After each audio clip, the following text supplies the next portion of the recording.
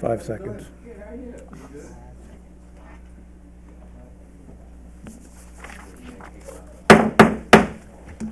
The City of Riverbank Regular City Council and Local Redevelopment Authority Board meetings are now in session. Today is Tuesday, December 10th, 2019. It is 6 p.m.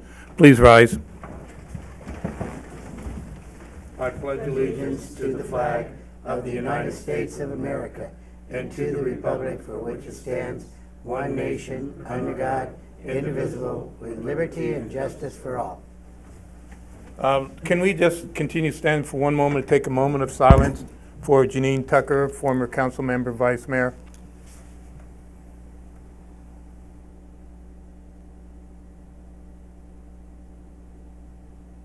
Okay, please be seated.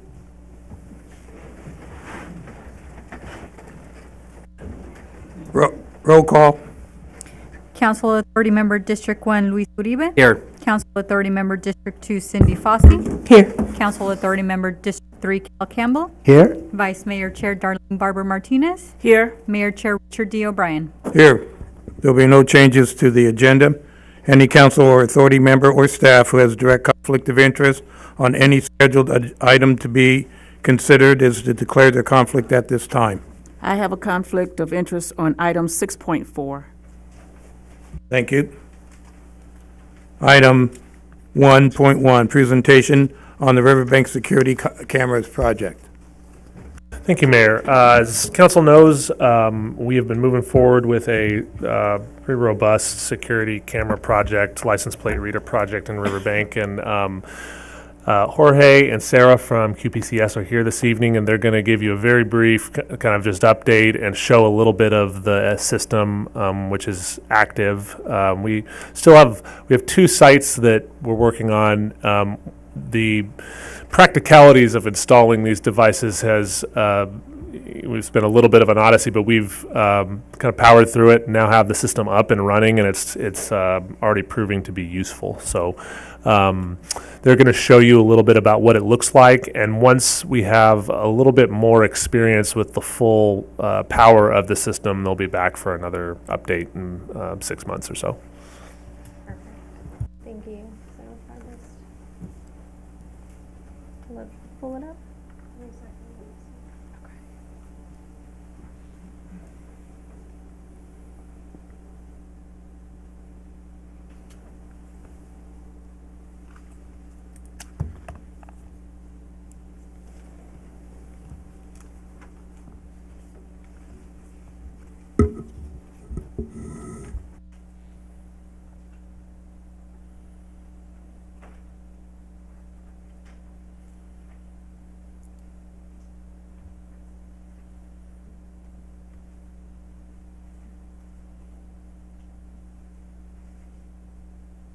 I brought a USB drive too, if it's easier. There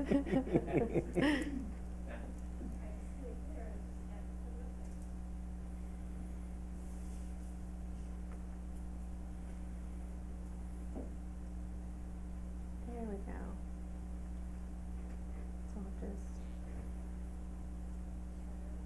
Okay, perfect. So thank you guys for having us back again. It's nice to see you guys all. I just made something quick just so you guys could see snapshots of, what we had spoke about last time, and so you could see just that it is up and it's running, and just some pictures and sites. So let me see here. Oh, sorry guys. So if you could just, yes, thank you. These are the sites that we had discussed going over, and what is at each site location. Site 10 and 11, Sean just kind of went over a little bit as well, and those are the 2 that we're still working on. It's been a bit of a challenge with the power. That's what we've had some issues. So, but other than that, everything is up and running and recording. And live. So I just took some snapshots so you guys could see what the camera overview looks like. This is at Oakdale and Clarabelle. This is just one. We didn't want to, have anything too clear where you guys could show, the license plates and stuff like that. So we just kind of wanted to give you guys a preview so you could at least see what we have up. So the one camera clearly covers all the sites, and then we also have the PTZs, which are the license plate readers that we had discussed, but we didn't snap any of those. This is the one that's up at O'Brien's, no, I'm sorry, in front of the gas station, covering 108 and Oakdale, the intersection. Yep. And then this is the hot springs overview. And then if you could, is there any way, thank you. Sorry, technical difficulties, right there. So I wanted to give you guys an example of the masking, because that was like a, big deal with private complexes. Oh, sorry. So we did the masking so you could show that it's not going to be recording any of that except for the live feeds that we were trying to cover, which are the streets and crossroads.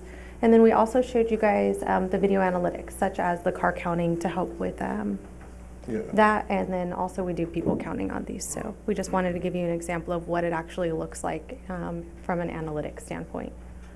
So let's see if I can keep going here. I just gave you guys a couple snaps of what our platform looks like for the license plates, just from a few of the sites that we have up just from this week. So these are the total plates that we've read just from this week at Jacob Myers Park, Oakdale, Clarabelle, and the Squire Wells. And then we also have like the total overview at the bottom for all of the sites for just this week. So I wanted to show you guys that.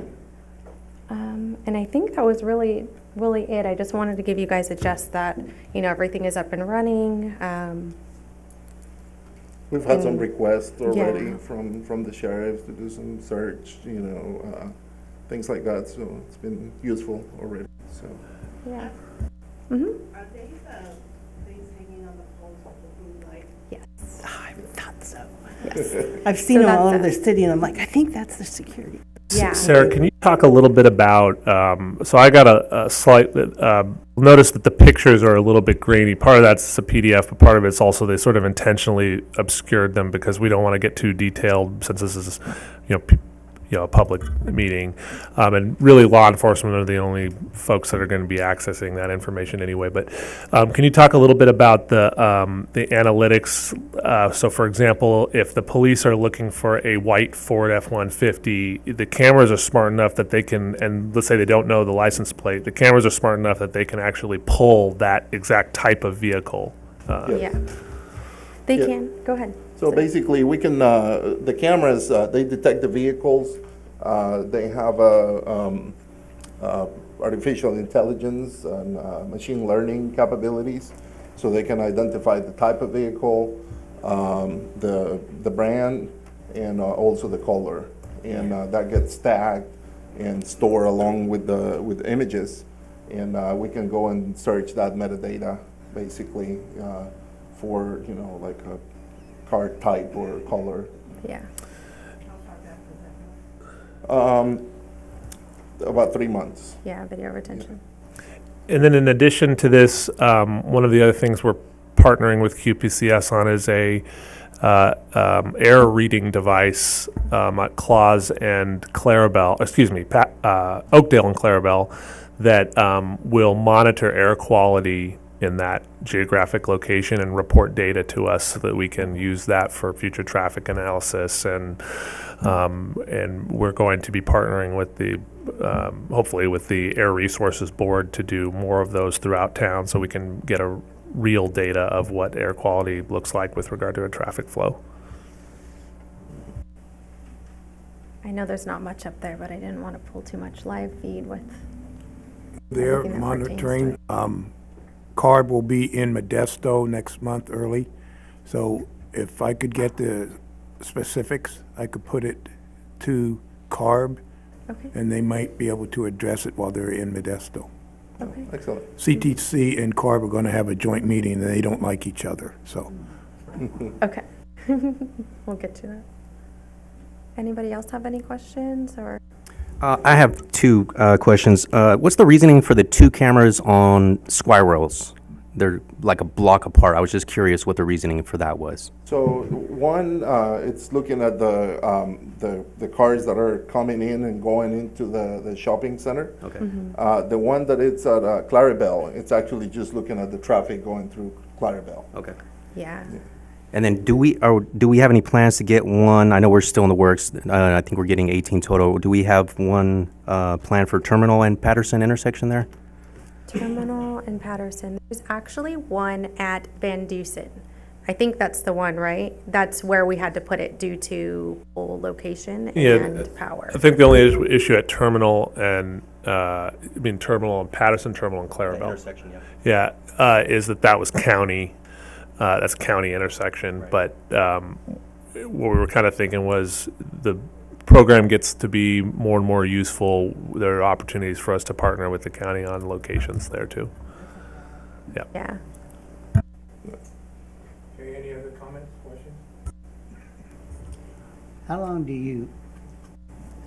you keep the footage, your films, before you get rid of them, or About 3 months. 3 months, and then you Yeah. dispose of And them? it's automatically That's what I thought. recycled. Cindy basically. already asked that question. Okay, thank you very much, Thank you. Thank you. and good job. And when will it be fully operational? It is fully operational now. We just have 2 more So it's locations. To do. almost fully operational? Almost, yeah. Okay, Yeah, I'm working on that. thank you. Thank you.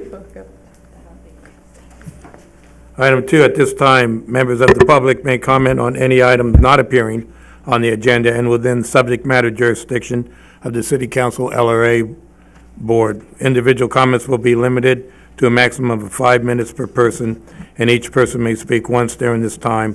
Time cannot be yielded to another person. Under state law, matters presented during the public comment period cannot be discussed or acted upon. For record purpose, state your name and city of residence. Make your comments directly to the City Council LRA Board. Are there any public comments?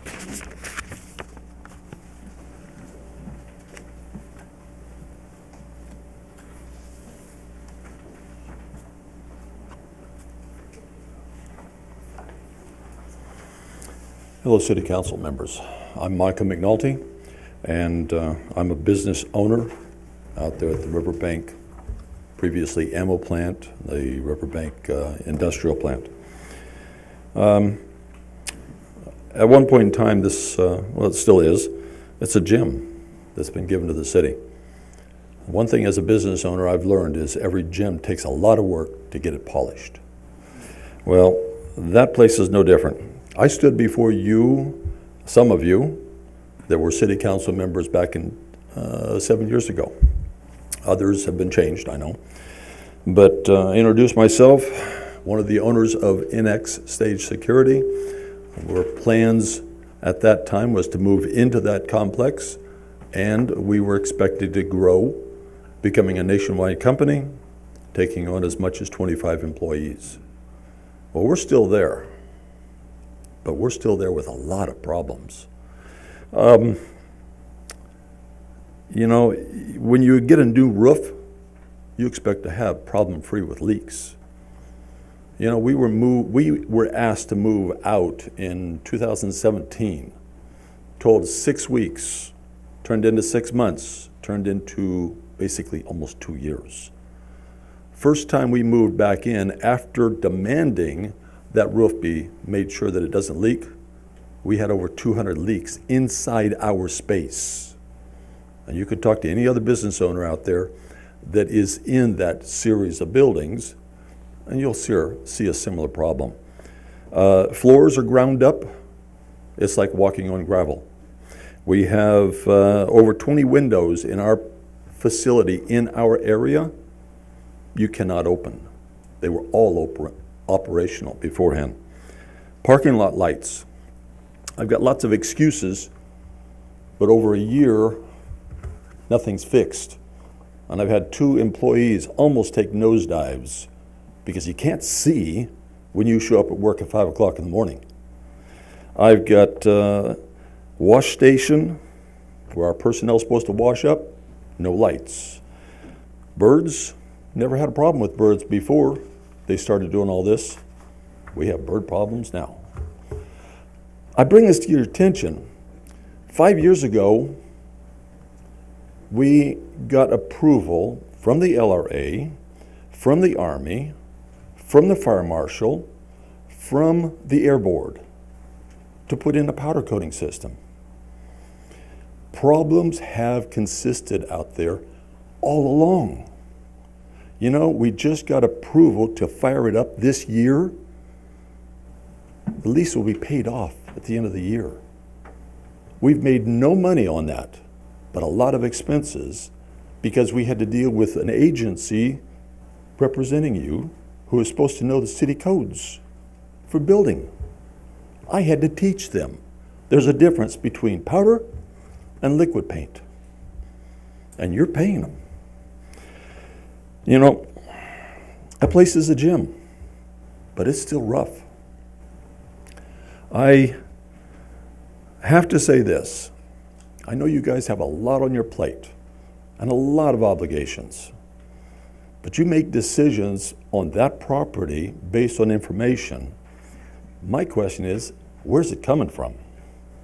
Because I haven't seen anybody come to my business location, and I know the other businesses will say the same thing, and ask, what can we do? Because 7 years ago, I said, I need your help. I need support. What can you do to keep the businesses from moving out? What can you do to make that place desirable for a business to move into? I've had numerous businesses I've talked to that are friends. They don't want to move into there. They see the problems. And you know, a business looks at more than just dollars and cents. The rent, yes, beautiful. Utilities, beautiful. The potential, beautiful. But the problems make it awful hard to swallow. We need you. Come out, talk to the business owners. You want that to be a gym? They need your help. And don't go driving in. You want to see what the businesses have to put up with? Walk in. See what they do, what they have to say, what they recommend that you can do something about. And if you can't do something about it, at least you can say, hey, I can't help that, but businesses need your help. We're all struggling out there. You've lost 80-some jobs out there from businesses that have moved out. Don't lose more. Thank you. Thank you. Mayor, Council, Leanne Jones-Cruz from the City of Riverbank. I just have a couple things. The downtown business owners have all gotten together and they have formed a downtown business coalition, and they are putting on, along with their sponsor, the Federated Women's Club, the Sip and Stroll, which will take place this Saturday from 4 to 9. So I'm encouraging everyone to come out and support your downtown businesses and enjoy an evening downtown. Second thing on there, I was gone for most of the summer, traveling and having a great time, but back to work now, and I just wanted to thank you all, and I wasn't here, for approving the dog park. I'm looking forward to that coming in. Don't know exactly when that's going to happen, but looking forward to that. I hear it's pretty soon, so yay on that.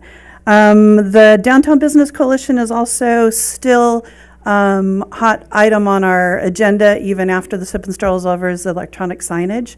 And it'd be kind of nice to know where what the update is on the electronic signage. Again, I've been out of touch with stuff going on, so if there's an update and I've missed it, I apologize, but if we can kind of get some info on that so I can take that back to the next meeting, that would be great. And last on my agenda here is I just thank you for a moment of silence for Janine. She was a great council member. She was a wise lady. She was a friend of mine, and I will miss her dearly, and she thought a lot of the city. Thank you. Thank you.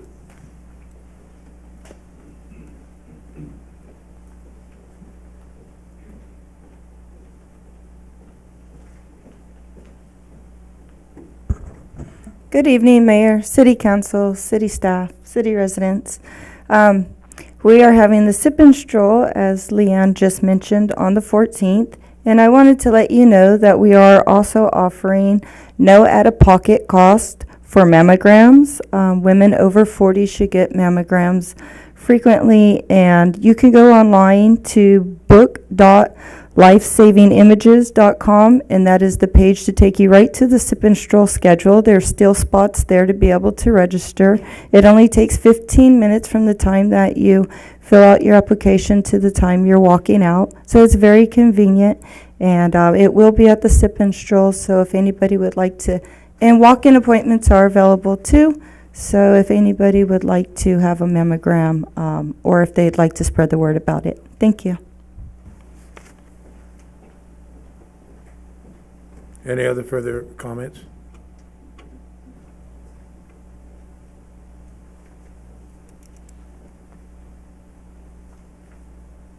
Hello, everyone. My name is Terry Ballo, and I live here in Riverbank.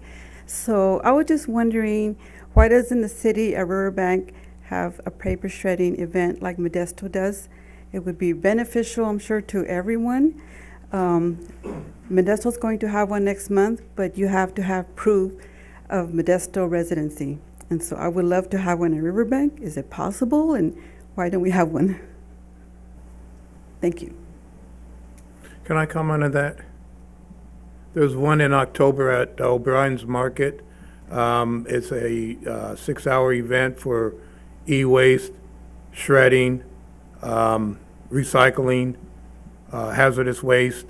It's well published. So, yes, ma'am.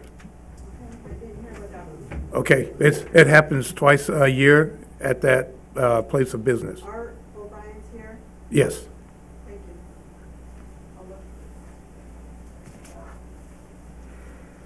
you. Any other further comments? Saying none, I move to item 3. Consists of item 3A, waive readings. Item 3B, approval of August 27th, 2019, City Council and Local Redevelopment Authority minutes. Do I have any comments, questions, or recommendations?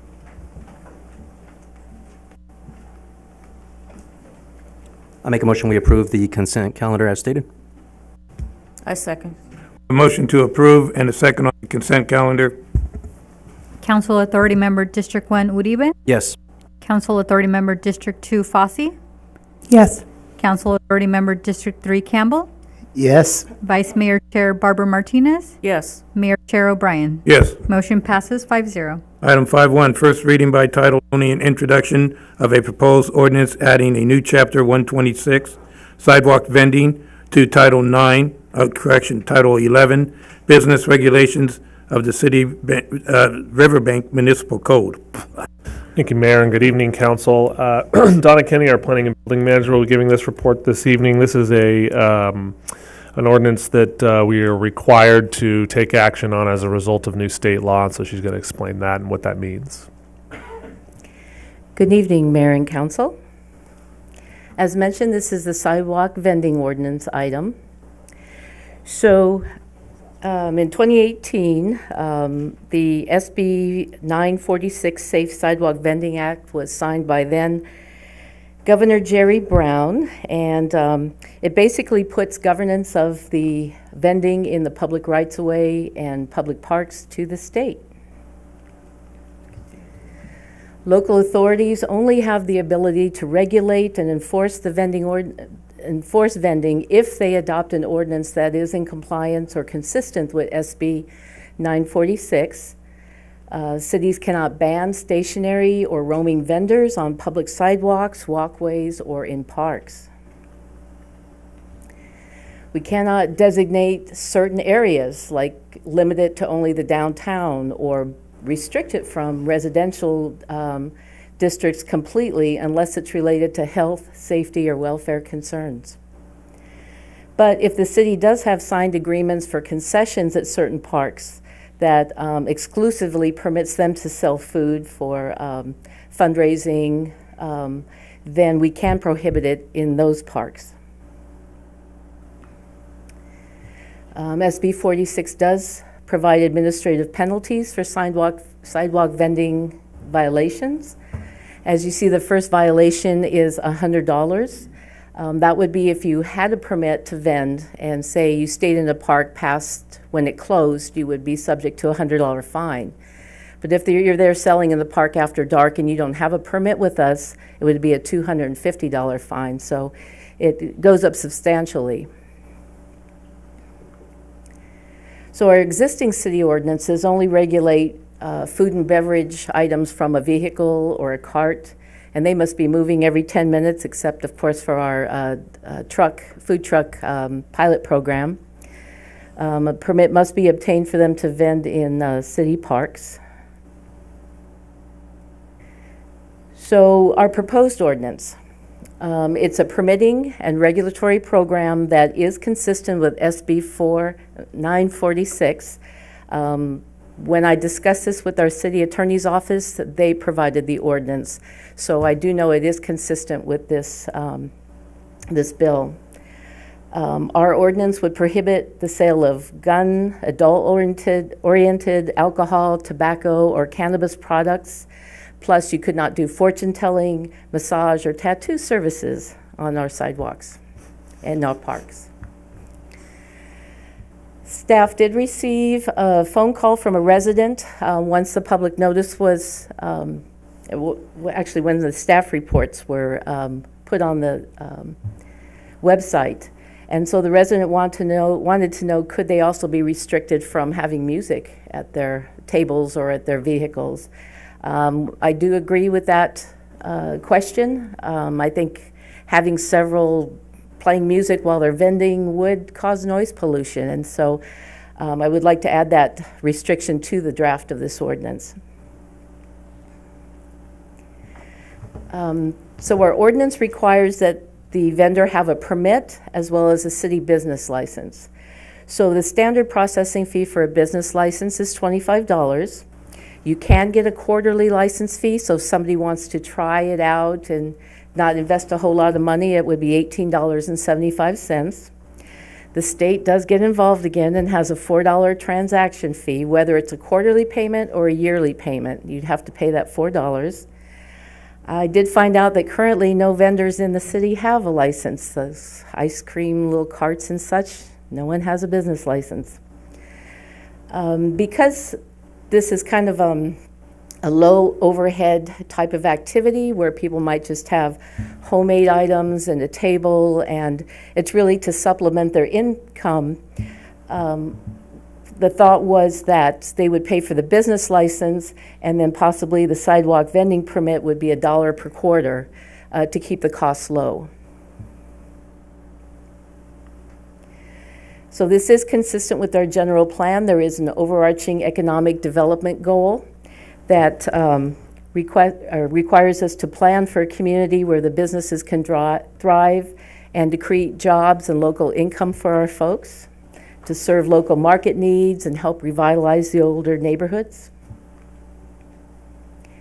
It is consistent with several of our goals and policies, like making economic development a priority in the city, to provide more opportunities for our folks to have an income, and to revitalize our downtown by exploring new options to attract people and have entertainment and visitor-serving uses. It's not one of our strategic goals, the adoption of this ordinance, but it does provide for important entrepreneurship and economic development opportunities for the low income and for immigrant communities. It also increases access to desired goods, such as culturally significant foods or merchandise, something you may not be able to get in the stores here in Riverbank. So as seen with our previous cannabis regulations from the state, Riverbank cannot regulate sidewalk vendors unless we put an ordinance in place, an adopted ordinance. And with no ordinance in place, the city could begin to look like Vegas, Hollywood, or any other downtown with crowded sidewalks that are basically uncontrolled, lack of movement for ADA accessibility. So the recommendation is for you to introduce the first reading and add a new Chapter 126 to our municipal code. Thank you. I'd be happy to answer any questions you may have. Any questions? I have one. The ice cream truck can't play the music? Is that what you're saying? Yes. I don't agree with that. That's a standard. This doesn't address mobile vendors like that. We have other parts of the ordinance that doesn't really say that they can't play the music. But this would be for people like those ones with the tables there. If you had one playing rap music and another one playing country music right next to him, it could become a cacophony. So yes, the ice cream truck tune can still play under this ordinance. They get to play? Good. Yeah. So I have a question about vendors that are on storefront property. So does this address that too, or is that considered private property, or what? Well, the sidewalks are private property. Some places downtown, there is a little bit of room between the building and the sidewalk. Like, for example, where our favorite swimming pool salesman lives, or Vens. There are sections that are private property, so they would be prohibited from being on those. But the actual sidewalks themselves, areas of the park, that's all public property and open to vending. In the public property, in your ordinance, I recall it was an 8x4 section that they could have. What is the average width? Because the width would be 4 feet of the sidewalk. Okay, so our sidewalk is 4 feet. There are some areas of the city that have 5 foot. So if they were blocking that 4 foot, it would be against the code and they would have to move. Okay, because they can't block 88, they cannot block normal traffic. Correct. Mm-hmm. So, okay, it does kind of whittle down some of the places that they can and cannot be. Or they have to minimize their footprint. Correct. Okay. But the longest they could have is 8 feet. Correct. Okay. 2 feet by 8. Sounds good. Okay, and no one has a license right now, and you're proposing a very small license fee, which is fine. But then you went ahead and stated that if you don't have it, you're going to look like Las Vegas. $1 is... There's the business license as well as the dollar. The dollar is the token just for the permit itself, but the business license is where you would collect more. Well, and I think the fine is actually the teeth. So it's really about equity, right? So you have folks that have brick and mortar businesses that pay a business license fee every single year, and so there's some level of fairness that, you know, everybody should. Well, there's restrictions in the ordinance that says you can't be in competition with the brick and mortar. I believe that's, I'm paraphrasing what you have in the ordinance. Yeah, like immediately adjacent to. We don't want people in front of the pizza parlor that are also selling pizza right in front of the. Or any other food items. So enforcement now is up to the chief. Well, actually, I have been coordinating with Angela Freitas, who's the county planning director. And so she has been in contact with me and looked at our ordinance, and we'll be trying to model theirs along the same lines so that the sheriff's department will be able to have the same powers in the city as they do in the county. And she's encouraging other cities to look at our ordinance as well. So could it be shifted to a code enforcement? Oh yeah, I think absolutely that if we get complaints about certain areas, it's a very simple code enforcement action that they go out, and it's not like they're going to go out and immediately fine $100. Just say, hey, listen, you need to go ahead and get a permit. It's really easy. Costs $20 and $1, and so all right, make it easy to comply. I know what the SB 946 meant to do. I don't think it accomplishes it, and I don't think we're encouraging the entrepreneurship. But any other questions, comments? This is a public hearing. Open it up to the public.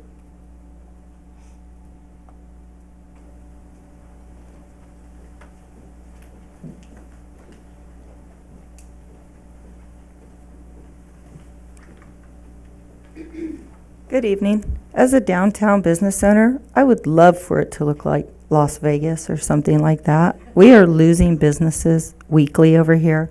The appliance store place just closed down, and Petra's hair place just closed down. So, like, I don't know. Anything to encourage more business down here would be awesome. And I commend you, Donna, for the small fee it costs to be able to start something like that.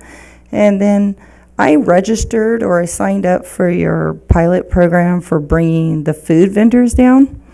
But my food vending place would be behind my building in the back parking lot next to my dumpster.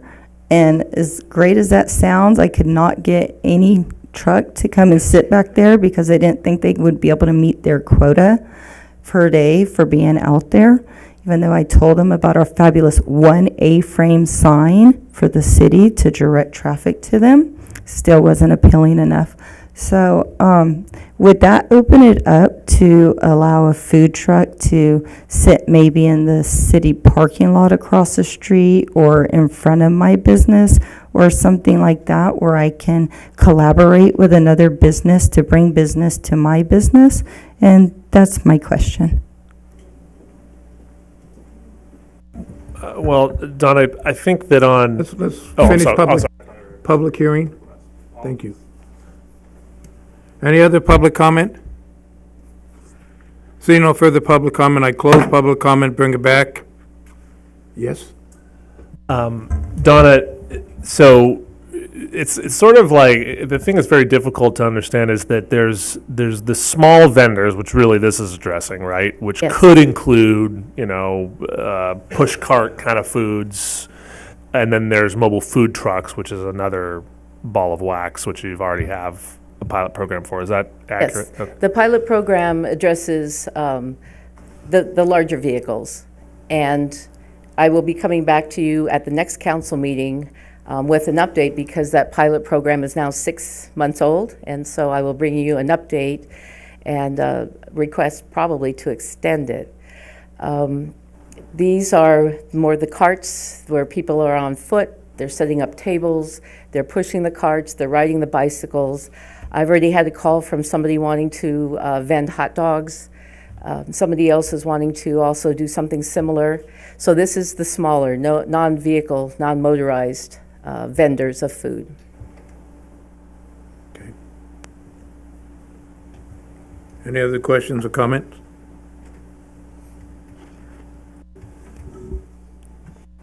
I make a motion that we approve item 5.1. I'll second.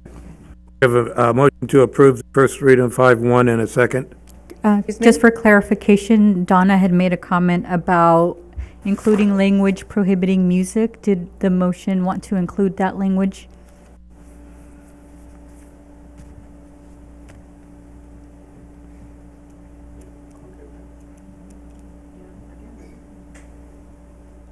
Yes. Restate your motion, please. Okay, so I need some help. So I make a motion to approve item 5.1 To include the recommendation on noise. to include the recommendation on noise. And I'll second that. Okay, we have a motion to approve item 5.1, first reading, to include the noise section you are going to insert. Thank you. Council Authority Member District 1 Uribe? Yes. Council Authority Member District 2 Fossey? Yes. Council Authority Member District 3 Campbell? Yes. Vice Mayor Chair Barbara Martinez? Yes. Mayor Chair O'Brien? Yes. Motion passes 5-0. Thank you. Thank you.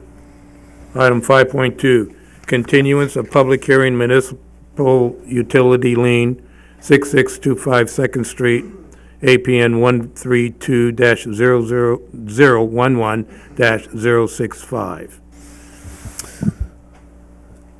I understand what it says. This is a public comment, public hearing.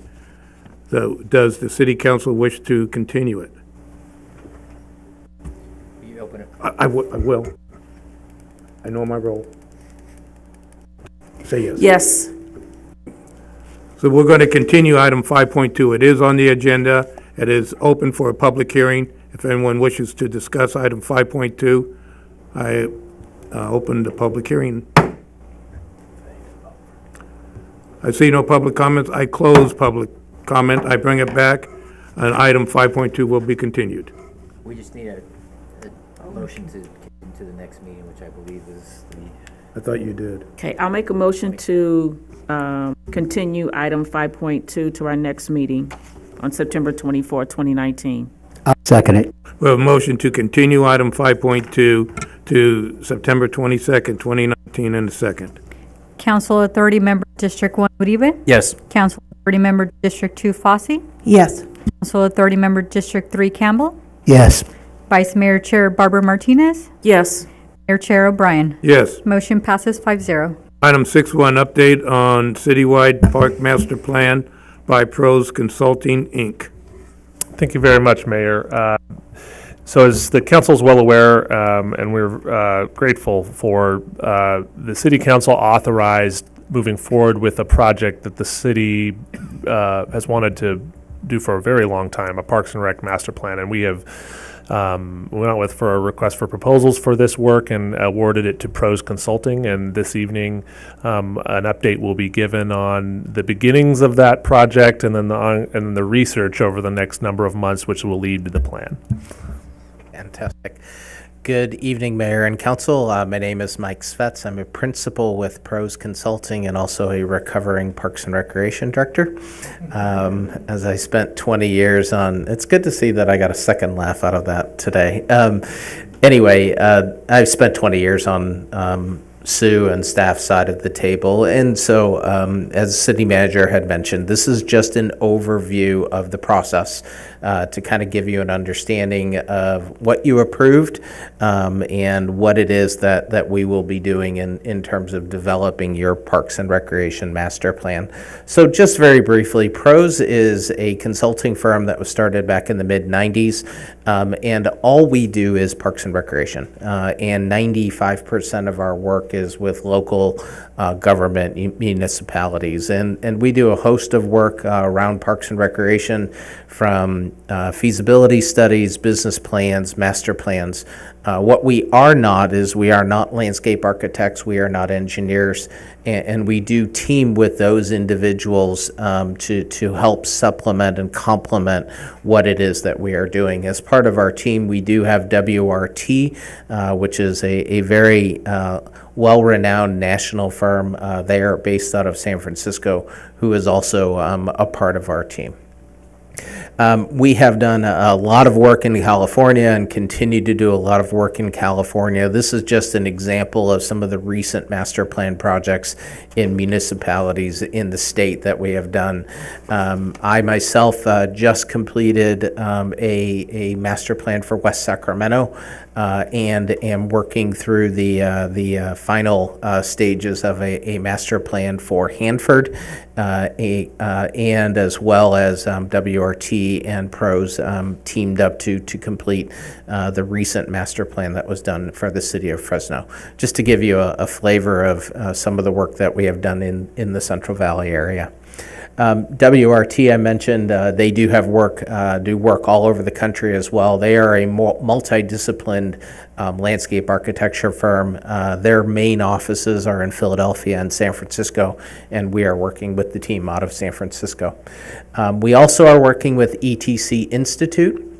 We have partnered with ETC for basically the last 19 years. Their role on this project is to administer and provide the analysis associated with the statistically valid survey that is scoped as part of this project, and I'll talk a little bit more about that in just a second. Our process is really rooted in a proprietary community values model. Pros trademarked this back in the mid-90s, and one of the things I think is really critically important is to understand the depth and breadth of what it is that we are going to be looking at when we start talking about your Parks and Recreation system. First and foremost, we need to root all of your master plan, all the master plan strategies around your community, what they want out of your Parks and Recreation system, what their priorities are. Because at the end of the day, Parks and Recreation is meant to be used by your community. And so their needs and their wants and their desires and their priorities come first. We also will look at the standards around which you manage and maintain and operate your system. It's one thing to have a great parks and recreation system physically, but we also need to understand the operational standards and make sure that they're in alignment with best practices. Levels of service is very simply how much stuff do you have to have in your system. How many soccer fields, how many baseball fields, how many playgrounds, how many different types of park acres. And the reason that this is critically important, and you deal with this every day, is if you have stuff that goes unused in a parks and recreation system because you have too much of it, it not only adds to your maintenance dollars, but it also can potentially start to be used for the wrong reasons, which of course creates other issues of perception of safety and risk. And so we want to make sure that your system is right-sized based on the experiences that your community desires. Financial and revenue, of course. Any parks and recreation system master plan should be rooted in the finances. And I'll touch on this a little bit more, but simply we're looking at this through the lens of total cost of ownership. It's one thing to have a capital investment. It's another thing to recognize the operations and maintenance costs that go along with that capital investment. And as we know, parks and recreation, the system itself has a built environment to it. And sometimes we don't consider parks and recreation as infrastructure, but everything that you put in the ground, below the ground, above the ground is an asset, and that asset has a life cycle to it. And so it's critically important to recognize that as those assets, no different than streets, no different than utilities, as they come due, we have to be in position of understanding what it costs to replace them. Partnerships, government has long passed the torch in terms of just being direct providers of parks and recreation services. Yes, there are some things that you will always do directly, but there is also that facilitation of creating community collaboration in such a way that it leverages other resources in your community and or subject matter expertise to help meet community need. And of course, governance and organization. Parks and Recreation is about people and the experiences, but you also need the people to be able to manage those experiences, operate those experiences, maintain those experiences at a high level to the best practice standards that you're looking at. So as we start to consider that total cost of ownership, one of the components associated with operations and maintenance is the staffing capacity to be able to carry forward the recommendations associated with the master plan. So we address all of these issues as part of this master plan process. And ultimately, we're trying to understand, we're kind of in that beginning stage of where are you at today? This is your first ever Parks and Recreation Master Plan. And so there will be an education process as to what it is and what it is not. But understanding where you're at today is foundational and elemental, very much elementary to determining where we're going. But also, most importantly, how are we going to create a realistic, implementable, financially sustainable Parks and Recreation Master Plan? Part of this process is obviously to evaluate the existing conditions, and one of the things that we are certainly going to do as outlined in the scope is to gather and assess all of the inventory that I just mentioned earlier, all of that built environment, so you have a true understanding not of just what is in your system, but what is the dollar value that actually exists in your Parks and Recreation system. I think sometimes we think of Parks and Recreation as something that just happens, right? Whether it's through development or it happened decades ago. But every one of those assets actually has a cost to it and has a value to it. And so we want to give you an understanding, not just in terms of all of the different things that we want to capture in the scope, but what is the value of your Parks and Recreation system that has been invested in over the last, number of decades?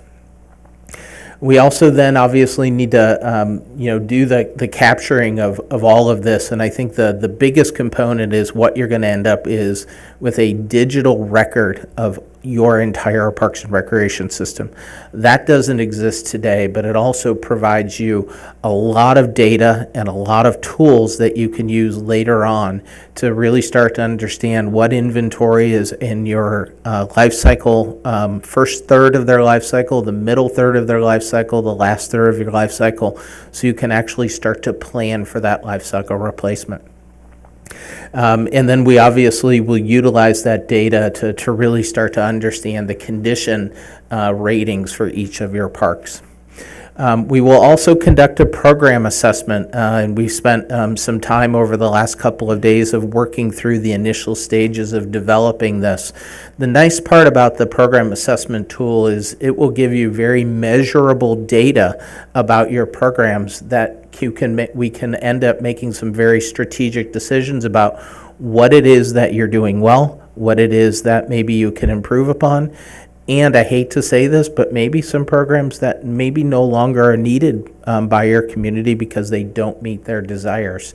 The best part about this tool is that it actually can serve as an evaluation tool going forward. So it's not a one and done process associated with the master plan. We are going to do our very best to create holistic and continuous public input. We really kind of take an inclusive, collaborative planning approach to this. We want to understand what it is and create some curiosity about this plan, part of why we're in front of you today. We want to be clear about what this plan is and what this plan is not.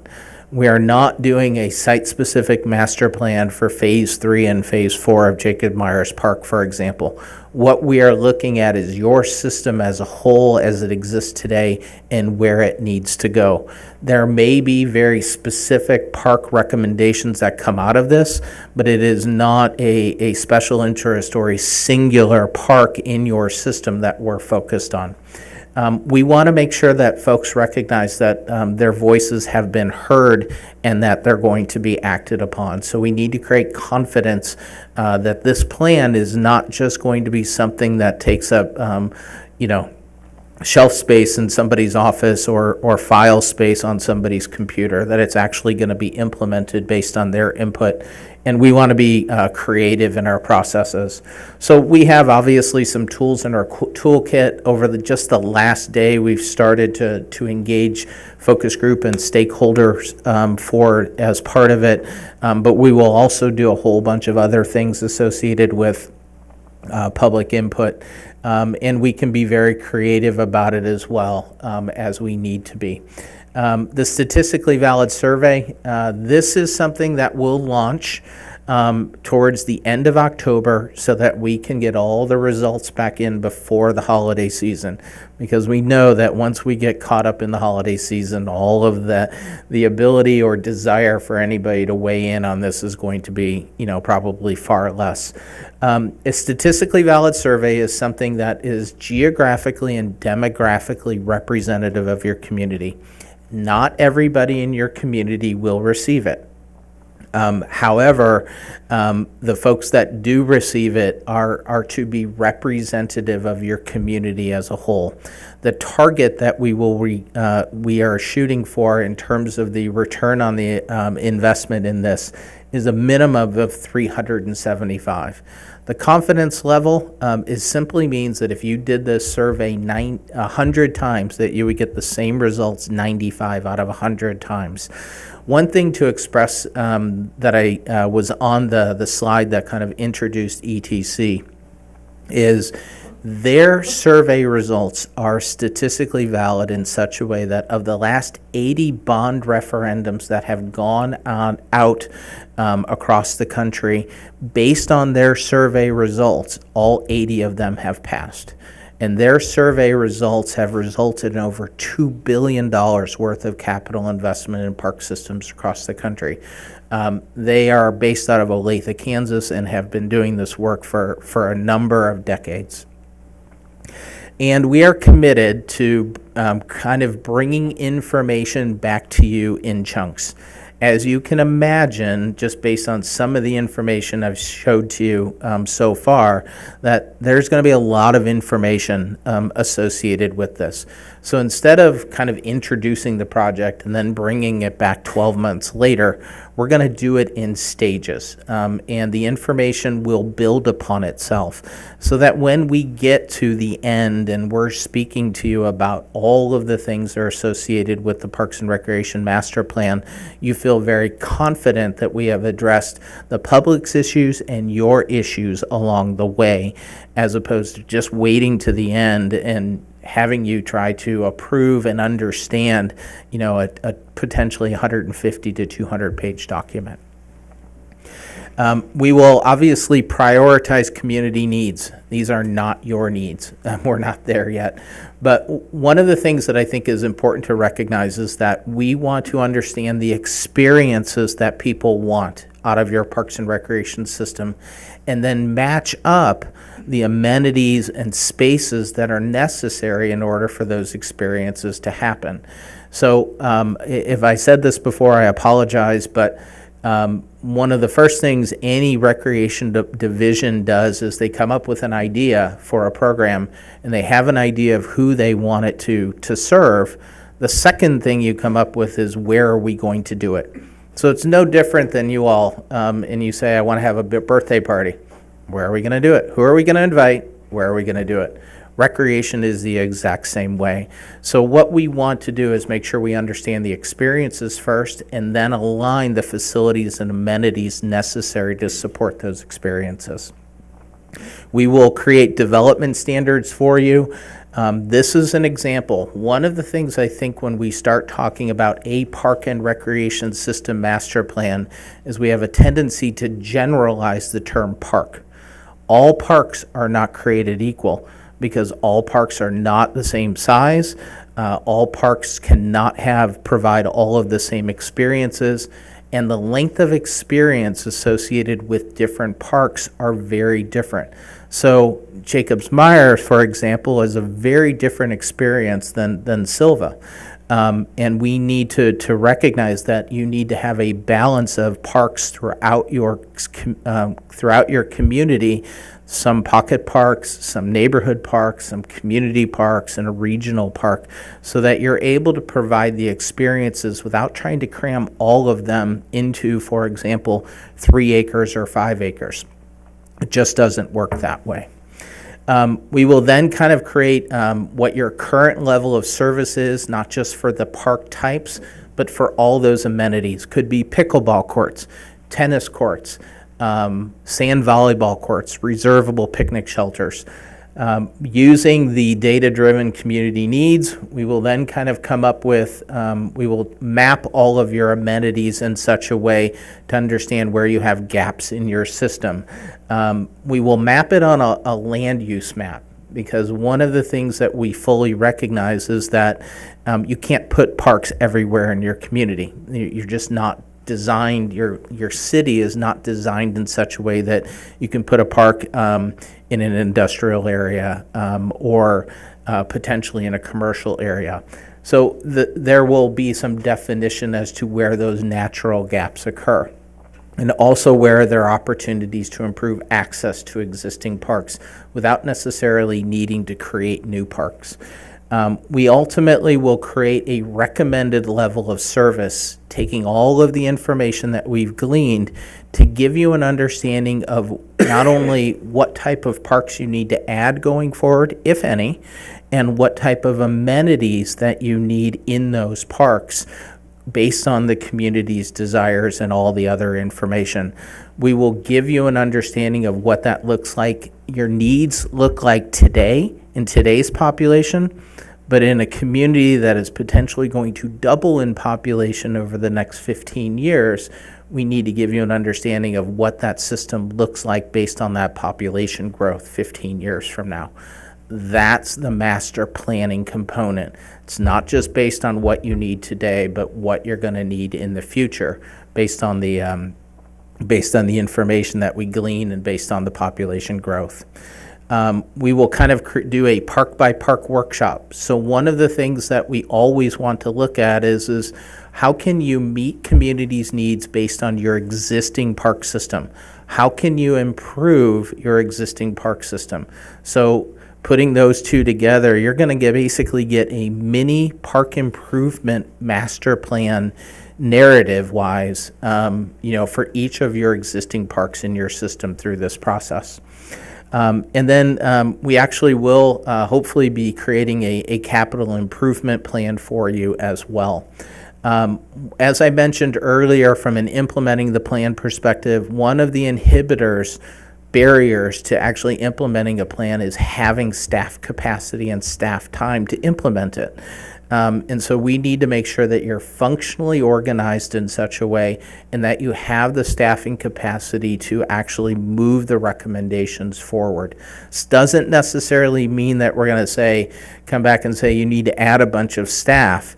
But we need to have that recognition on the front end that to implement a plan, to grow your system, to expand your system, to offer new things is going to require people and staff to do that. That could be through partnerships. It could be through, dropping things that you're doing now and being able to add new things. But staffing capacity is going to be a big component of the recommendations of the plan. And then we will put all of this information to an action plan matrix for you that prioritizes all of the strategies associated with it, the timelines, who's responsible, who's going to have some skin in the game to be able to advance it forward, and then also performance measures to know that you've actually implemented it. Questions, concerns, comments, suggestions? Any questions from the council? Are there any comments or questions from the public? Of course.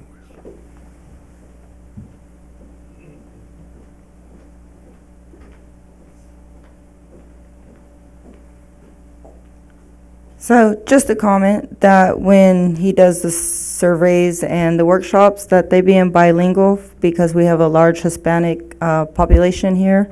And if we do the surveys and publications and outreach in both Spanish and English, I think we'll get a better outcome of what our community really needs. Any further public comment? And yes, that actually will be done. We know. Okay, I close it. I bring it back to the city council. I know you'll be working hard with the city council and with the city and our staff. I appreciate you being here tonight. This is received an update, and how do you want me to do that, Tom? We received it, everyone have received it, and you'll receive more later. Thank you very much. You're very welcome. Thank you, Mayor Council. Item 6.2, consider the petition for deferred system development fees from McRoy Wilbur Communities and a resolution to approve a deferral of system development fees for McRoy Wilbur Communities, California State Subdivision. Thank you, Mayor. This is a fairly standard request that Donna will detail for you. Good evening again. For those in the audience who may not know, California Estates is the 10-lot subdivision that is at the northwest corner of California and Claus, so across the street from the high school. So our system development fees provide a method of financing unfunded portions of a development costs. It promotes the orderly expansion of public improvements. It ensures the continuation of necessary services. And it establishes equitable methods for minimizing costs to the city that is associated with new development. Whoops, go back. There you go, okay. So these fees are charged to new construction, which includes the expansion or addition to existing non-residential structures to mitigate the unfunded portion of the impact of the development. So these are typical fees. These are estimates of the ones that California Estates would be paying on each individual building permit. And as I'd mentioned, it's a 9-lot subdivision, but there is an existing house there. So these would apply to 9 lots. So we have almost 26 $1,140 worth of system development fees, but these are not the only fees. So these system development fees are based on an almost 2,000 square foot unit with a garage and patio for a total of 2,500 square feet. So the total amount of fees, and this would include inspections and building permits and the county fees and other miscellaneous fees, including 5% admin fee. So that does total almost $40,000 per unit. Of that amount, as I mentioned, $26,000 is the actual system development fees themselves. So the developer, if these were to be deferred, they would pay upfront the remainder of that $40,000 fee, which is $13,244 per unit. And as I mentioned, that includes building permit fees and the admin fee, the county fee, etc. And then the remainder of the fees, the system development fees, would be paid prior to final inspection and occupancy. And the developer did get a deferral from this council for his last project, Diamond Bar West Estates. So when he was issued the building permit for each home, he did pay a smaller amount of fees, but by the time the house was completed and ready to be inspected and moved into, the bulk of the fees then are paid at that time. Well, this is just not working right.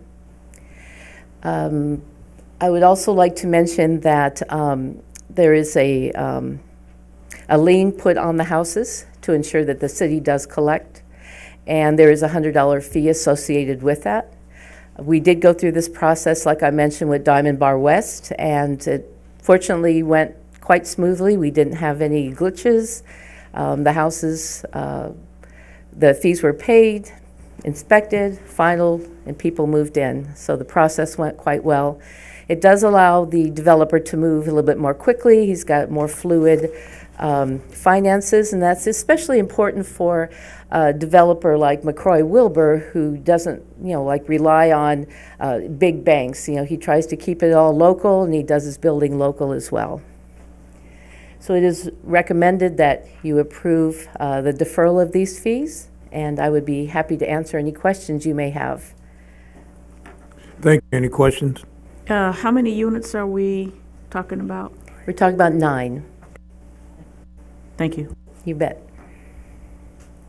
I just think that this is good because we've had good luck with these folks in the past, but it also gets the houses built quicker, and that goes along with us, the state, and what we want to have more affordable housing. All right, thank you. Thank you. Anyone from the public wishes to discuss this item? Seeing none, I'll bring it back to the council for consideration. I move that we accept item 6.2. I'll second it. We have a motion to approve and a second on 6.2 for the deferral of the fees until prior to the final inspection. Council Authority Member District 1 Uribe. Yes. Council Authority Member District 2 Fossey. Yes. Council Authority Member District 3 Campbell. Yes. Vice Mayor Chair Barbara Martinez. Yes. Mayor Chair O'Brien. Yes. Thank you. Item 6.3, consider a request from Riverbank Cannabis Collective to add delivery services to their development agreement, and consider a resolution to approve the execution of a side letter agreement number 2 to the development agreement ordinance number 2018-003 between the City of Riverbank and Family and Friends Associations, Inc., FFA, doing business as Riverbank Cannabis Collective, a California cooperative corporation for a cannabis dispensary. Thank you, Mayor. As council may recall, on the August 27th City Council meeting, Deanna Garcia from Riverbank Cannabis Collective spoke during public comment requesting that the City Council consider adding delivery service as allowed use under the development agreement, as well as an education center, which would also include on-site consumption of CBD products. Since that time, we've received a formal request from Ms. Garcia to have this item placed on the agenda. As council may recall from the last development agreement amendment request, there is a provision in the development agreement that allows my position to consider minor changes, and those that I believe are more of a major component, I can elevate those to city council. After I analyzed this, my opinion was that although the request is not massive, it is large enough that it's something that I'd like the city council to weigh in on. First, before we get to the delivery request, with regard to consumption, staff, we analyzed that and we took a look at what, from a legal perspective and from a code perspective, what our code allows, and we believe that in order for that to be considered legally by the council, that would need to come in the form of a code amendment separately. So we're working our way through Planning Commission to have that discussion. With regard to delivery, I'd like to state that it's very important that it's clear that under the current Bureau of Cannabis Control license type that our dispensaries have, that the state issues, they already have provisions that allow for delivery. The city, as council's aware, is in a dispute currently with the state of California over whether that allows for businesses to unilaterally pursue delivery without any additional local approvals. And so we do appreciate the request coming from the Cannabis Collective versus what some other businesses are doing, which is just starting to do it because that's what the state is telling them. City attorney has reviewed the request and has advised that the city council in its discretion may direct the city manager and attorney to execute a side letter agreement with the Riverbank Cannabis Collective. As we've reviewed this, we would recommend that the request be granted under a trial pilot basis of 1 year with options for extension for the remainder of the current DA term with council approval after the initial year. This gives us, since we haven't formally approved anything like this, gives us the opportunity to review, which we've done with their current DA and retail operation. In addition, the proposed side letter will require that a security plan currently on file be amended and transmitted to planning and police services to account for the delivery use. It should also be noted that this is only approval for delivery within the Riverbank city limits, as we do not have jurisdiction to allow delivery elsewhere. That would be whatever other jurisdiction they may decide to deliver to. It's not anticipated, based on communication with Ms. Garcia and her co-managers, that there would be a significant change to the operations aside from delivery services being available to their customers. In other words, she's advised that we're probably really just talking about one delivery driver. That's sort of the scale that she sees this ramping up to. She believes it'll take them approximately 6 months to get this up into full operation, and by that time they will have proceeded to their next amended public benefit payment tier of $7,500 a month, or 6% of gross revenues, whichever is greater.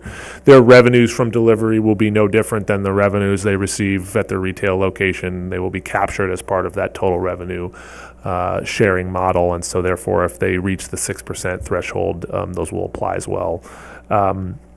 It's very difficult for me to forecast the financial impact because it's unclear, at this point with no experience, what that may do to their business. But from a general business perspective, you think that giving people more options, perhaps there are citizenry and customers that are unable to travel to the retail location, people that are infirmed, and so this may provide greater access that they otherwise do not have. I've chatted with the chief about it from a police perspective. At this time, there are no significant concerns. And, to be frank, even though it's not something that we're pleased about, there are probably illegal delivery operations going on today in Riverbank. The difference here is this would be a permitted one. So I'd be happy to answer any questions. I know Deanna's here this evening, who probably will answer them as well. And I think Sean just covered what I was going to say. There's already businesses delivering here. So I think it would be a good way to actually permit it and capture those. So I would be leaning towards actually authorizing it and extending it to the other dispensary flavors as well. Any other comments? One, I'm concerned a little about the safety. Your driver is going to be just one driver driving by himself or herself, and I imagine they might have more than one, say, delivery in their vehicle. So when they go up to deliver, depending on the distance between the home, I would like to see something maybe like they lock the car or lock the vehicle, because there might be people hanging around trying to take advantage of it.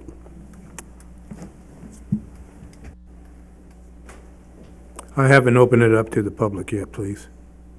Any other further comments? Will this require a security guard to ride with that driver? That was my question. Okay. Okay. I'm opening it up to the public for comment.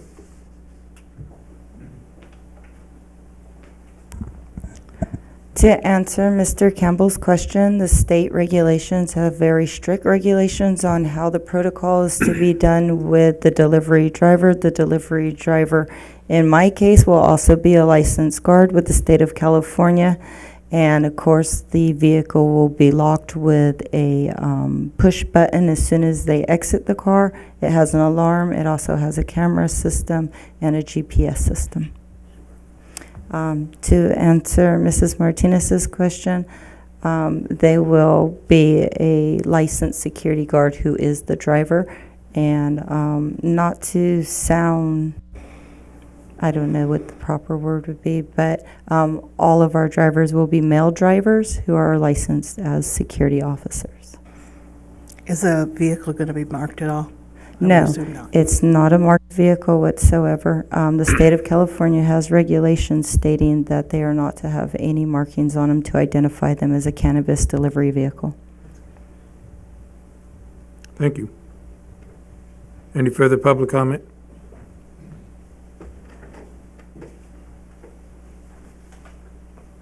John Dinan, City of Riverbank. Just one question. Will this licensed security guard be armed?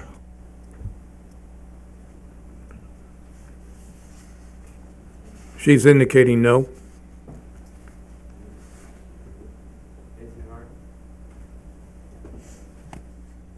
Deanna, if you could, I think you said no, but if you just clarify. So at Riverbank Cannabis Collective and at our delivery service, we will not have any type of firearms. No other further public comment?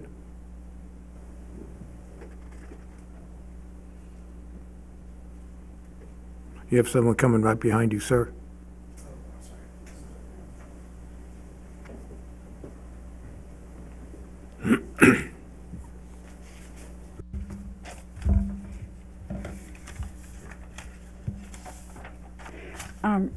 What you're approving tonight is an agreement, side letter agreement. Unless, I don't know if you guys have it, but there was no agreement included in the packet that the public got. So you're going to approve an agreement that you haven't even seen in writing yet? Don't you usually get the agreement first and then approve it? There wasn't much of any discussion on delivery, even from the beginning. Mostly when you discussed delivery, you discussed it from point of view of outside coming in or freestanding.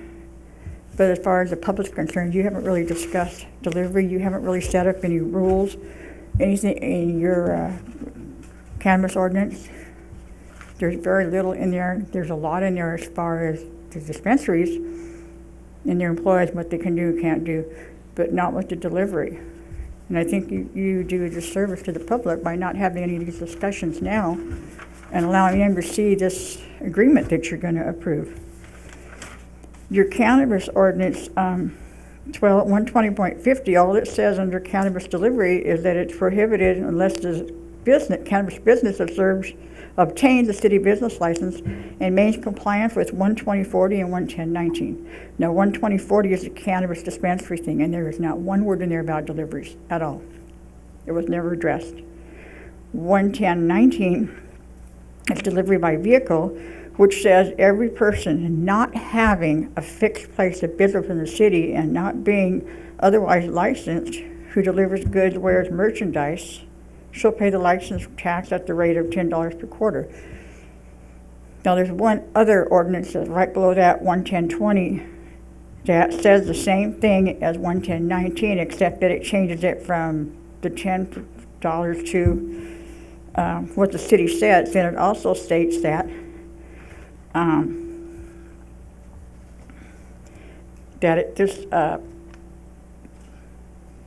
not having a fixed place of business shall apply to all businesses that provide delivery service within the city unless that business is expressly exempt from this section. Now that 110.20 is called outside business, not dispensaries. And it does not say what the exemptions are. This code is very confusing.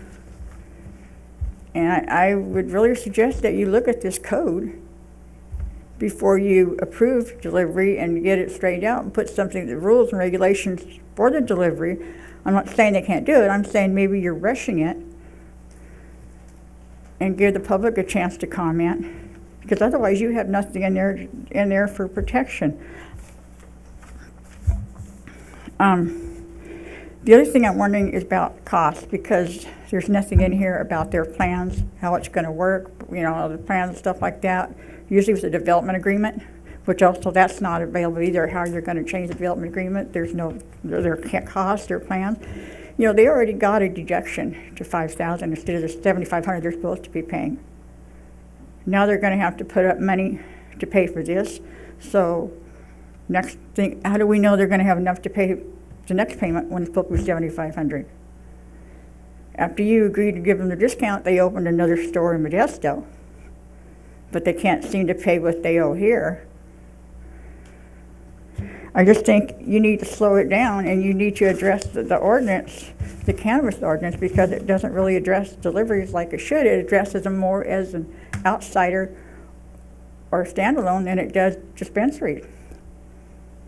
The dispensary code in your cannabis ordinance doesn't say one word about deliveries. So I would ask you to look at that, bring this back, and look at that, and like if you're gonna do the one for the other, you can update this ordinance too, amend it, and give the public a chance to comment, because you didn't let them comment on the delivery before when you were doing your code.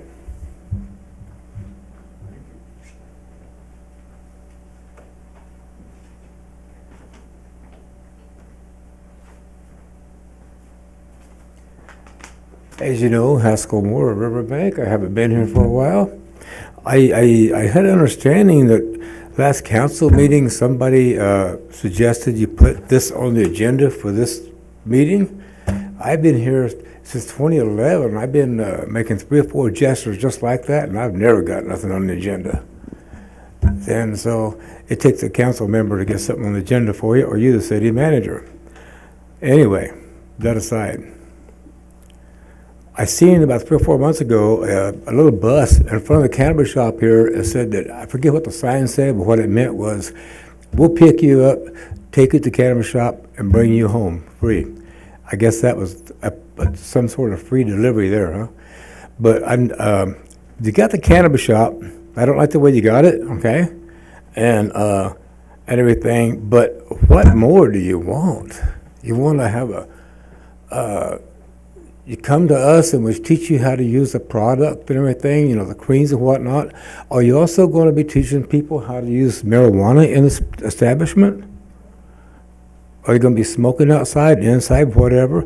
Because that's, I don't know if you noticed or not, but all you have to have is 2 or 3 people smoking joints outside of an establishment, and you can smell it for 3 or 4 blocks. And personally, myself, I can't stand it. I can't stand the smell of the growth of it. I can't stand the smell of it being used. And I have a property within about 200 yards of that place. And so that's going to be a problem selling or renting or anything I want to do with it. That's always been my complaint. But I don't think that you need to teach someone how to use this when you can explain it to them at the counter when they come in and purchase it. And I've been in this part of town almost every day because I used to take care of somebody that lived across the street over here. Take them to doctor appointments and everything like this. We lost them about 2 weeks ago, so I won't be doing that anymore. But anyway, I I notice the cannabis shop and who goes in, who goes out. I have not seen one person that I know go in that cannabis shop. So who in Riverbank is going to order a delivery to their house for all the neighbors to see if they don't even use the shop? They go to Oakdale or Modesto or whatever to buy the cannabis. Those people come here. All the people I see going in and out of here myself has all been strangers. So I don't see nobody in Riverbank really going to order, cannabis from that shop. Most people don't want their neighbors to know they even use it, but that's individuality. It's their choice. But so I don't see how or why you even need that. This place should be able to do okay with what they got going on right now. They don't need delivery services, and I'm sure that if what the city manager just said is accurate, if they didn't need to get approval from you and us, they wouldn't be here getting it. So it'd be kind of interesting to see how this plays out. Any other comments? Hello, my name is Peter Alba. I've been a resident here since 1999 here in Riverbank. I've gone to school at Bayer High School and USTAC. Anyways, as addressing some of the concerns about on-site consumption or education, I think one of the reasons why it's important is if you guys look at the media recently, there's a lot of concerns in the public about how to use cannabis properly and obtaining it in a way that's actually medicine.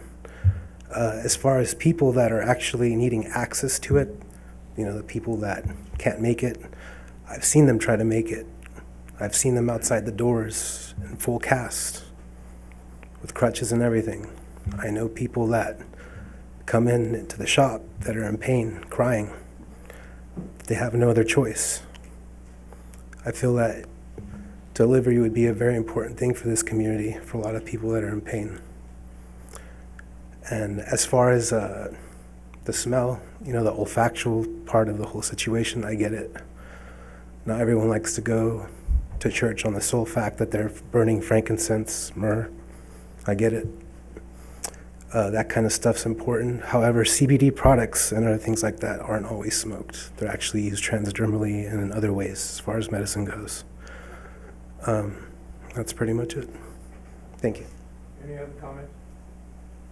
Bring it back to the council. City Attorney Evelyn brought up some good points on the ordinance. I do know that the side letter agreement could be made by Sean without bringing it to us, so I expect that to be written, and all we're doing is authorizing him to go forward with that agreement. Right, yeah. But as she stated in the ordinance on the delivery, do we need to expand those ordinances to?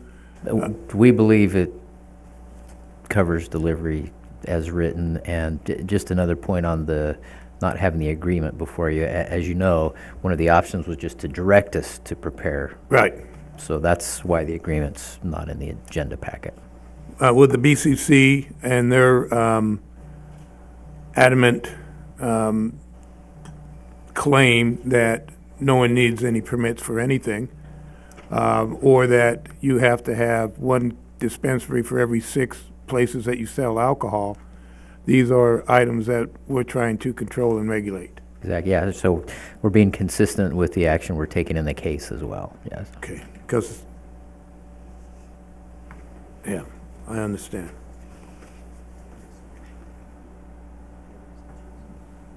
Comments, questions? Okay, no other further comments? So I'll make a motion, we approve item 6.3, option 1. I second. We have a motion to approve item 6.3, option 1. Council Authority Member District 1 Uribe? Yes. Council Authority Member District 2 Fossey? Yes. Council Authority Member District 3 Campbell? Yes. Vice Mayor Chair Barbara Martinez? Yes. Mayor Chair O'Brien? Yes. Motion passes 5-0.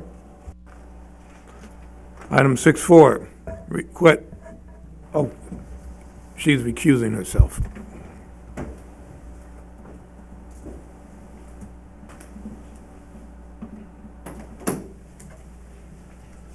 Item 6.4, request for waiver of fees for downtown sip and stroll event.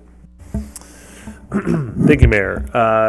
3 years ago, our very own Leanne Jones-Cruz and Kiwi Gunn hatched an idea to sort of try to create something that was different from the typical events that we've had in the downtown, that's more directed towards specifically our businesses that are already here downtown. And the first year was a very kind of limited event that just involved a couple businesses. The second was not much bigger, but bigger, and included there was a car club, and more vendors started getting interested. And in fact, she and I were both coming back from a conference the day that it happened, and we couldn't believe how many people showed up that day. And so there's really kind of grown this exciting group downtown that is making this into obviously an annual event. From a staff perspective, we're very excited to see a private group take that up, and excited that the Riverbank Downtown Business Coalition has been formed now to sort of formalize that as one of the things they do. Obviously, as Leanne mentioned earlier during public comment, it's a one-day event on the 14th from 4 to 9. They've requested street closures. They have provided insurance certificates and processed appropriate ABC permits that have been reviewed. The goal is to draw attention to downtown, and so the financial impact is incredibly minor. It's not expected to exceed $150. We will block off the streets for them and remove those barricades when it's over, and so we would recommend approval on this item. Any comments from the council? Questions? Yes, I've got a comment. I think this goes along with our strategic plan and to help with more downtown development. I'm very excited to see it growing as it goes on. More businesses are participating this year than in the past, and I think it's turning into something that is bringing more people downtown to see what businesses are here and some of the future businesses that are being created that will be opening in the future. So I think it's a great idea, and I think we need to support it in the fashion that it's stated, because then we're showing that we are trying to help that downtown to grow with business. Any comments from the public?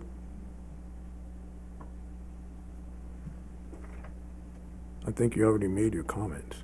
You gotta speak again then, because that was on something different. Can't do public comment about an agenda item. So it's different. No, this one's a fee waiver, and I thank you for entertaining the idea of waiving the fee for this. I'm very excited and to see that this is coming to fruition. Our vision down here was to showcase the downtown businesses, and yes, it was strategic, and it is strategic planning item. So I appreciate your support on this. I'm pleased to announce and say that we've got a big group of downtown businesses that have actually showed up for several meetings and continue to do that on a quarterly basis, this downtown coalition. So I'm just thrilled, even though I don't have my business downtown here anymore, I'm still involved with them, and I appreciate you considering the fee waiver for this. I think it'll be a great event and look forward to seeing you all there. Thank you. Any further public comment? Seeing none, I bring it back to the council for consideration. I make a motion that we accept item 6.4 as so stated. I second. We have a motion to approve item 6.4 and a second. Council Authority Member District 1 Uribe? Yes. Council Authority Member District 2 Fossey? Yes. Council Authority Member District 3 Campbell? Yes. Mayor Chair O'Brien? Yes. Motion passes 4-0.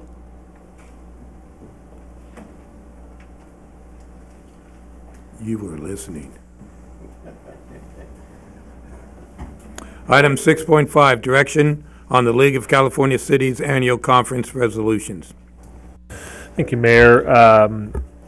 As council's aware, one of the purposes of the League of California Cities Conference, aside from the typical training and expo, is that there's a general assembly held at the very end of the conference where items that are of league importance are voted on by the member agencies for various actions. There are two resolutions this year, so I'll step through both of them with you fairly quickly since most of the information is in the report.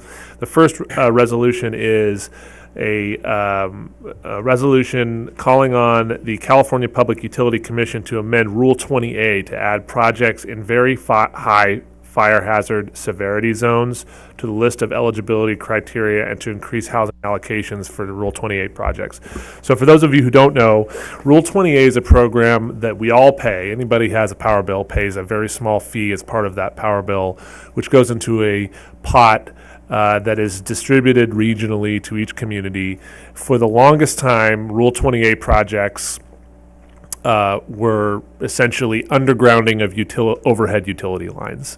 There are important safety reasons for that, and then there are aesthetic reasons. And there were, as you know, large areas of the state that were built prior to 1980 that everything was overhead in those days. And so it was a way to try to get some of those older areas underground. They're very expensive projects to do because they require you to dig pretty deep to make sure that you maintain those lines in a cool area. And so the point of the ordinance, or excuse me, the resolution is that in these areas where you've had significant fire damage over the last couple of years that are caused by utility providers, one of the criteria for Rule 28 projects was never specifically fire safety. And so the league has looked at this, and there's a couple of communities that are outlined in the report that have sort of pushed this forward, that were part of those areas that had fires, that believe that should be added to the list of criteria. So when they're choosing to move forward with the Rule 28 project and underground utility lines, they'd like, you know, these areas which are at extreme risk for fire to get priority and be able to identify those. So why is this important for Riverbank? We're not, luckily, are not in a very high fire hazard zone. However, you know, anytime there's a massive disaster like that, there are certainly statewide consequences for all of us from an economic perspective, and certainly the loss of life first and foremost. So that's the first resolution for council to provide our voting member, who is the mayor, some direction on.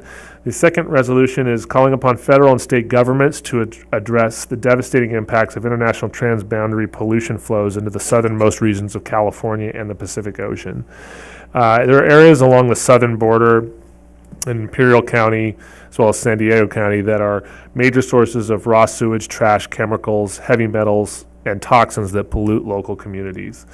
The point of the resolution is to hopefully put pressure on the state of California and the federal government to upgrade old infrastructure, primarily water and wastewater infrastructure along those areas, which after the approval of NAFTA have seen large increases in industrial activity, and as a consequence, when you don't have appropriate infrastructure to handle those wastewater loads and those water contamination issues, you end up with rivers and tributaries that become polluted.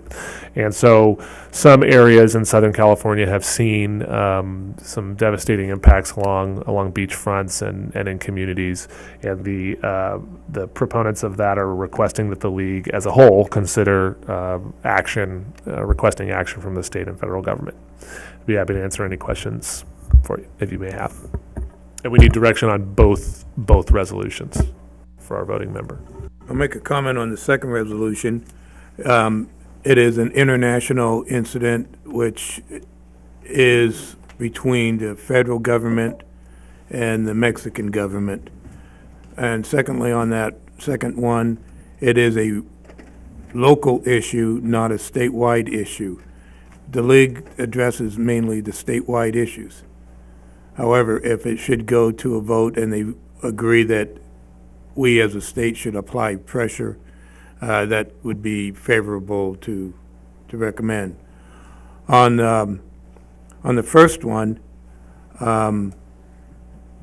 for the Rule 28 projects, does that, to me, it also increase the risk to cities on inverse condemnation?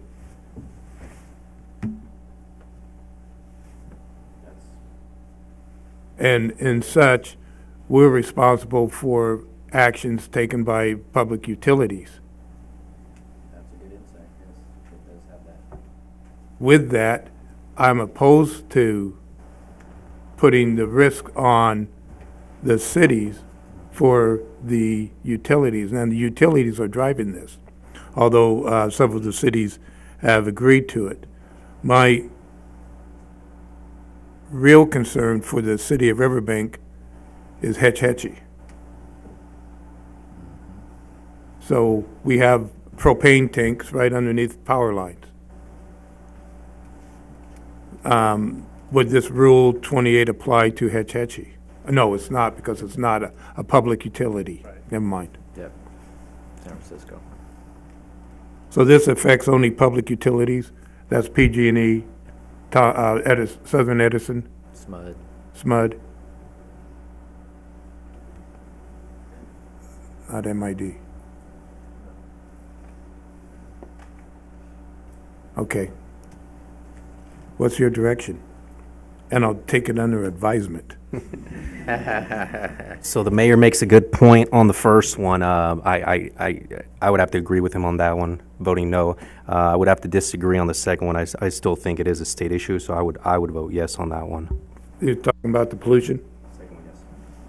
But we're going to pass a bill or a resolution to help Mexico fix their sewer systems. It'd be like me saying, I'm going to fix your trees, but you have no say in it. I'm quite certain that wouldn't fly well. I agree with the mayor on both. No. Comment, Mayor. What if this is an international situation? I agree with you about why are we touching it as the League of Cities, you know? That kind of bothers me a little bit. I see some benefit to it if it wasn't an international situation, because it could help out in the state, but it bothers me that it is an international situation, so I'd have to stand with you on that. And as far as the lines go on item 1, your comment about we're responsible for that, that bothers me too. We don't need that kind of situation. I'd like to see the lines go underground, but I don't like the idea of the cities particularly having to take the legality if something happens. The second one rubs me the wrong way, just like us giving our water to Southern California. I mean, it's just something that I just don't agree with. And the first one, I just wish there was something else that could be done about the public utilities. I just think that we're paying for all of this, whether it's a city or it's a resident or whatever. I just don't think that all those fees should be passed on to us and they get away with what they're doing. So I'm opposing to both of them. There'll be more discussion on General Assembly. Okay, so we have direction. Yeah. And I will take it under consideration. Anyone from the public want to give me some considerations or thoughts? Thank you. All right. Staff comments. Staff comments. Thank you, Mayor. Only 2 comments. Dog park. So contractor has been chosen, contract has been executed, materials have been ordered. When those are received, the contractor will get to work. It's not expected. I think, Sue, we were thinking like a 2-week at the most for them to do that. I'd say it'll be in by first week of October. Yeah. So and we'll do a ribbon cutting and bring their dogs down and all of that. If you are interested in, if you know anyone that is interested, this is going to be sort of a project that's going to require that folks that use the facility respect the facility. Because one of the things we've seen is other dog parks where people just sort of let their dogs do their thing and take off. It becomes a place no one wants to bring their dogs. So we're gonna we have Sue's already put together a list of rules that we're gonna be trying to make people follow. But it's really, we're not gonna have people watching at every moment. It's gonna be an honor system thing. So anyway, look forward to that. And the only other thing was just that on behalf of at least staff, our thoughts and prayers go out to the family of former council member and Vice Mayor Tucker. The flags, you may notice, have been reduced to half-mast in accordance with our city policy in observance of her passing away. And so our thoughts are with them. Thank you. Councilmember Uribe. The only comment I have tonight is the Stanislaus Homeless Alliance Committee will be meeting tomorrow on 9/11 at 5:30 p.m. Downtown Modesto, 1010 10th Street, basement level. Everyone is invited. Thank you. Councilmember Fossey. The only thing I have is I am excited for the sip and stroll because I'm coming this year. Councilmember Campbell. We have some geese and ducks up on Jackson and Morel, and I've noticed a couple times driving by it that they sort of dart out in front of you, so drive by carefully. I've seen a few dead ones up there, and when they're dead, they can even bring more disease. And then I have a suggestion for the dog park. All those vegetable bags that are still legal in the grocery stores, take them down there and give them there to pick up the dog poop. Vice Mayor. Just a couple comments. I was fortunate enough to attend a webinar regarding what's new with commercial cannabis licensing. And so it was a webinar, and attended that with our planning director, Ms. Kinney. And basically, they spent like an hour and a half telling us that there is no temporary license. You can either have an annual permit, annual license, or a provisional license. And provisional means that you're working on what needs to be done. You're almost meeting all of the regulations and the criteria. You haven't actually gotten to meet all of it, but you are working on it. And then there's a denial. And then also, Dutch Hollow Farms will be having a dedication for Officer Singh with a corn maze. You probably have heard about it on Facebook and so forth. That will be on Saturday, September 28th at 9 a.m.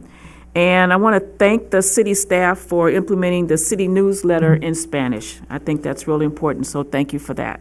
And that's it. Thank you. I have no comments. Item 8.1, conference with legal counsel, existing litigation pursuant to Government Code 54956.9 Alpha. Name of case, Stanislaus Consolidated Fire Protection District versus City of Riverbank and Doe's 1-20. Stanislaus County Superior Court case number CV 19-004402. Item 8.2, conference with real property negotiators.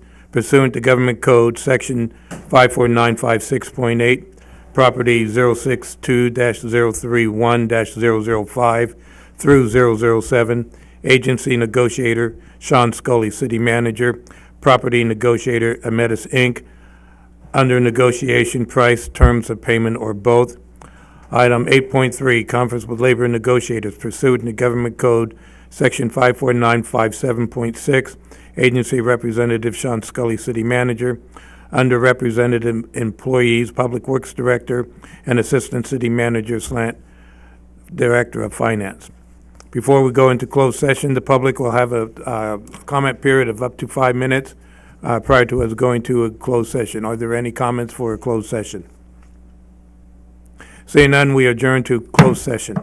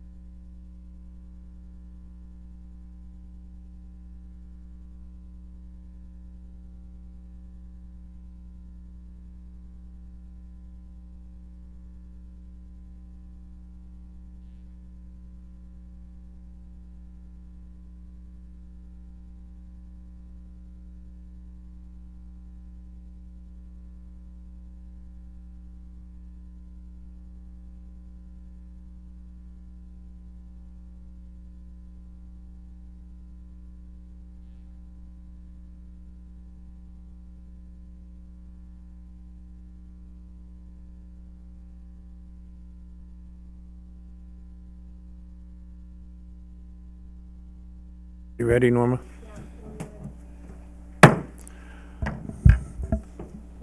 The regular City Council and LRA Board meetings are now in session. Report from closed session, item 9.1. Report from closed session on item 8.1. Conference with legal counsel, existing litigation, Stanislaus Consolidated Fire Protection District versus City of Riverbank and Doe's 1-20. Direction has been provided to staff.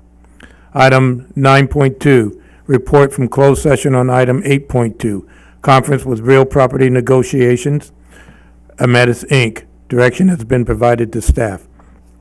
Item 9.3, report from closed session on item 8.3, conference with labor negotiators, unrepresented employees, Public Works Director, and Assistant City Manager, Director of Finance. Direction has been provided to staff. The next City Council meeting will be Tuesday, September 24th. This meeting is adjourned.